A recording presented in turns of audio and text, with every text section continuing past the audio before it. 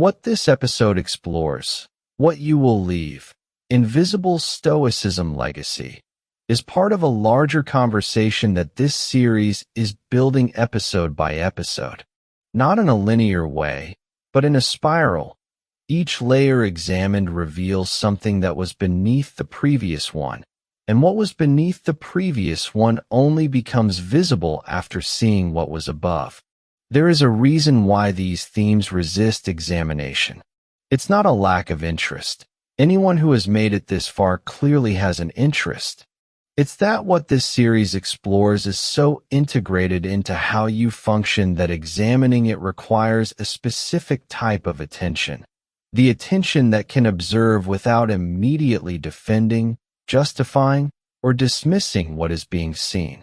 This attention is not natural for most people.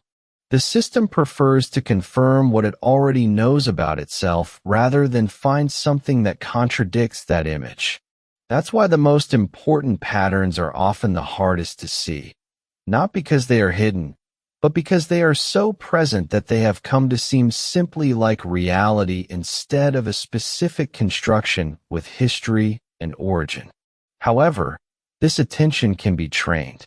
And the training starts right here, not with grand revelations that transform everything at once, but with the willingness to sit with the question long enough for it to find where it connects with what you already knew but hadn't yet articulated precisely. Turning point. You do not control what remains. You control what you do now. It's worth naming what happens when you recognize a pattern described in this episode. The first reaction is often to apply it to others, to identify someone you know who clearly lives this pattern, or to think that someone needs to hear this. This is easier than applying it to yourself, and it's a completely human response.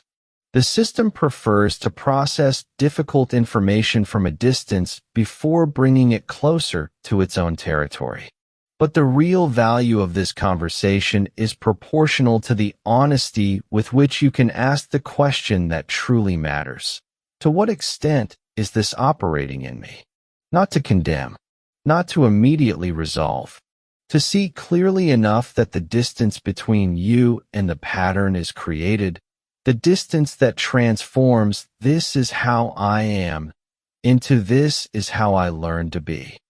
And that distance, no matter how small, is where choice exists. It's the interval between the trigger and the automatic response. It's the space where something different can happen, not because you forced it, but because you finally managed to see what was happening before reacting.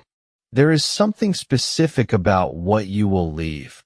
Invisible Stoicism legacy that distinguishes it from simply hearing about an interesting concept. You have likely felt what it describes before having the words to name it. You may have called it something else: fatigue, temperament, bad luck, how things are specifically for you. But the pattern was present. And when a pattern that was nameless finally receives a name, something changes. Not the pattern itself, at least not immediately, but the relationship with it.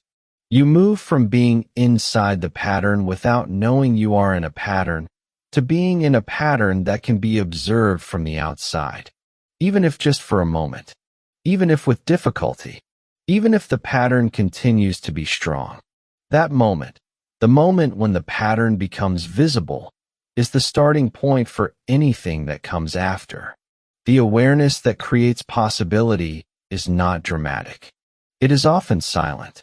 It's the moment when you notice what was always happening and now has enough name to be examined. There is a principle that runs throughout this series and is worth making explicit. Lasting behavioral change begins with awareness, not willpower. Trying to stop a pattern while maintaining it is like trying to stop a current without knowing where the water is coming from. The force will last as long as it lasts. Awareness creates something more structural because it changes what you see, not just what you decide. Research in behavioral psychology is consistent on this point. The honest recognition that a pattern exists, how it works, and where it came from. That recognition is what creates the real possibility for something different to happen. It does not guarantee it. It is not sufficient on its own to produce change, but it is a necessary condition.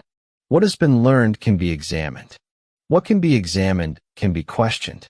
What can be questioned can, with time and honest work, be chosen differently, consciously maintained because it still serves, or gradually set aside because it has already served its purpose and no longer fits the current context of your life.